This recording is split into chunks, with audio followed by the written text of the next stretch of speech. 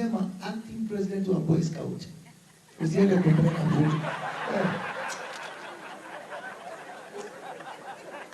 Unaona vile mtu anaharibu jina. Hata kuniletea kisirani na rais. Na deputy bana, mimi nilisema kwa wakati huu hii kiti ya Boy Scout mimi ndio acting president. Kwa nimekuonea hii my friend. Na nimesema hadharani ndio hata rais anaona. Kijaribu kupeleka porojo. Hata silimuona akisema ni Boy Scout. Sasa hauna nafasi. Mimi nataka kusema kwa ufupi sana. Kuna mtu alitoa maombi. Akasema kwa kimombo, God give me the grace to accept the things I cannot change. God give me the courage to do what I can change. And God give me the wisdom to know the difference. Nikiangalia pahali tuko kama nchi, hakuna maombi tunahitaji kama hiyo ombi. Ya kwamba kwanza Mungu atupatie busara ya kukubali yale mambo ambao hatuwezi kubadilisha. Hii maneno tunaongea, maneno ya bei ya mafuta iko duniani kila pahali. The only thing I can ask God to do is to give me the grace and the serenity to accept it because I cannot change it.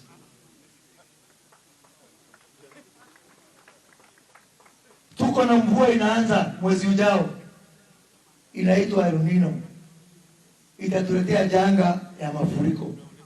I can only ask God to give me the grace and the serenity to accept it because I cannot do anything about it. It's a result of the climate change. Kwa hivyo bei ya mafuta na mambo ya El Nino ni mambo ambao hatuwezi kubadilisha.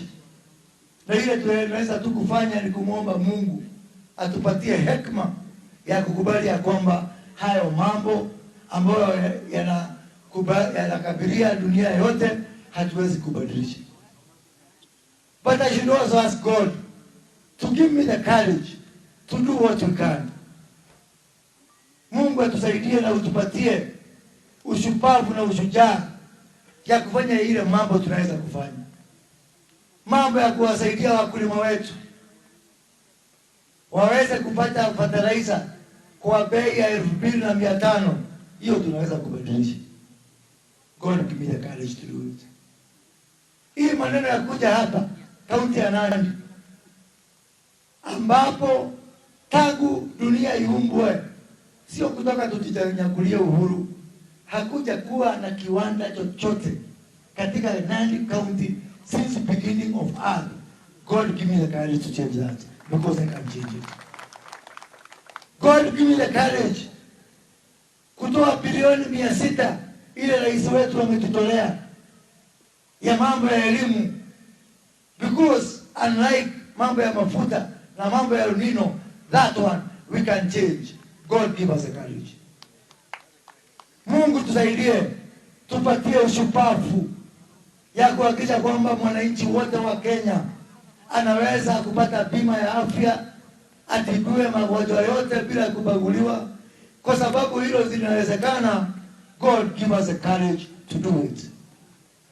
Mungu tusaidie, hawa wakulima wamelima, tupatie hekima ya kuwaletea dryers ile ambayo tunaagiza kutoka nje, ndio mazao yao yasipotelee kwa shamba. Hiyo tunaweza.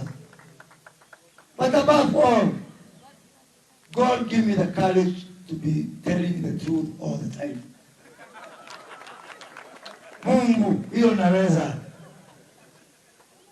Mungu, usifanye nijidanganya watu kwa mafuta inashuka na haishuki. Mungu, hata kama sitakuwa na kazi, wewe unajua nikuambia watu ukweli, ufalme wa mbinguni nitaona na macho. God give me the courage to tell these people the truth. Biblia inasema watu wa Mungu wanapotea kwa sababu ya kukosa nini? kufahamu, si ndio? Mungu usiniruhusu siku moja hata ukininyima mambo yote na unipe mambo yote, Mungu usikanifanye nikuwe mtu mdanganyifu, because that is not being a truthful man.